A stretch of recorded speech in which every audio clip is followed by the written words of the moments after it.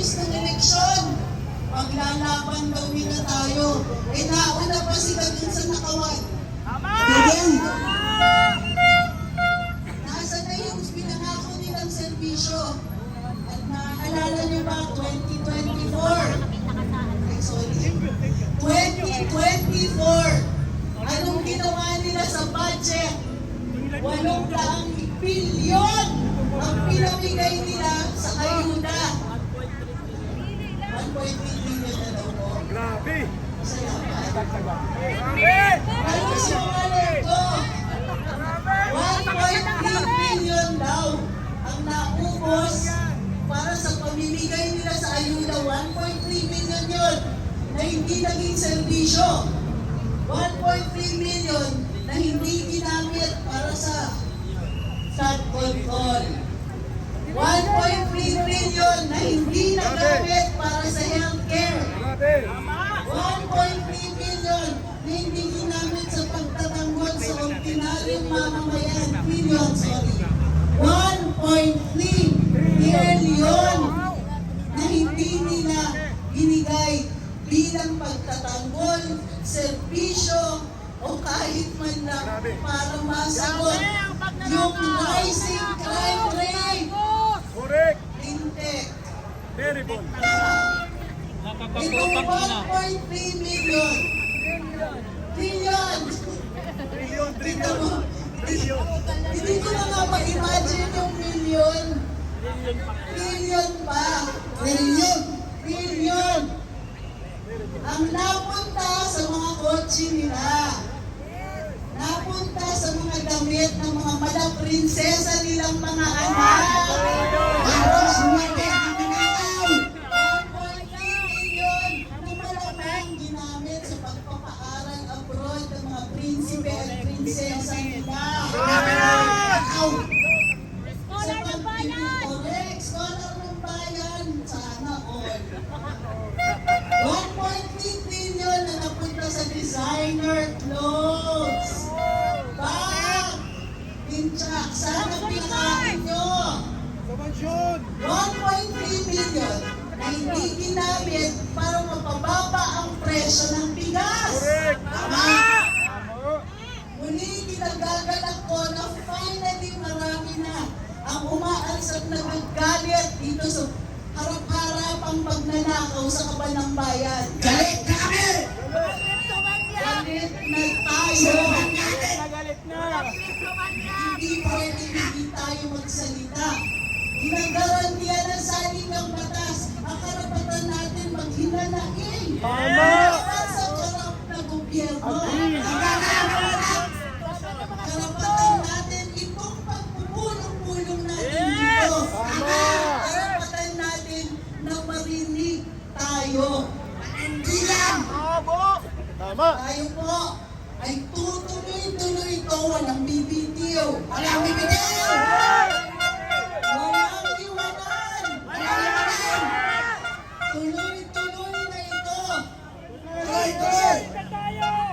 Huwag tayong magpapatinag dun sa mga yan. Pera natin ang gamit. Tama! Ang yaman pala natin! Mayaman tayo, ninakaw lang! Tingnan ninyo, ang traffic sa EDSA, tingnan nyo yung mga gusali. Yung 1.3 million, sana ginamit ang linis man lang dyan. Correct! 1.3 trillion na hindi nadagdagan sa mga kalye dito sa Pilipinas. Correct! Na hindi nagamit pagpapaayos ng mga airport, seaport, public transportation, linted, pinatigil yung mga tren. Eh sana ang ayos ng pag-uwi natin pagkatapos ng paghihirap natin sa trabaho. Kinurakot eh! Kinurakot! Dami Kinurakot! natin mga opisyales. Yung dami pa, isipin ninyo, 300. Higit sa 300 ang mga kongresista natin. Correct! Congressman! Ano ang pinasali ng batas? Magnakaw! Magnakaw na batas! Correct! Magnakaw na Ang batas! masama niyan, kamakailan, nagpapasa sila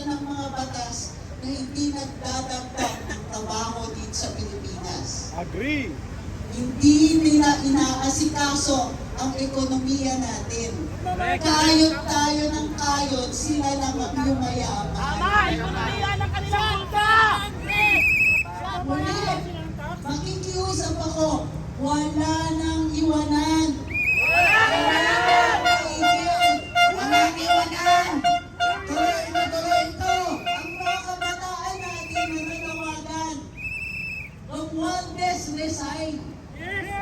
Kung one death resign. May pag-asa tayo na itong kabataan natin tumikilos. Huwag tayo magpapaiwan.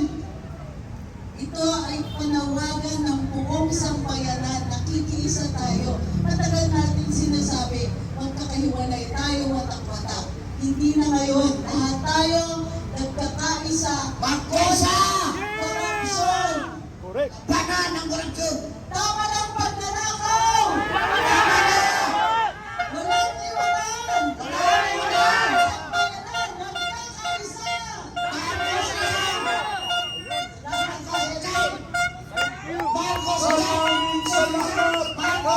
Atty. Trixie!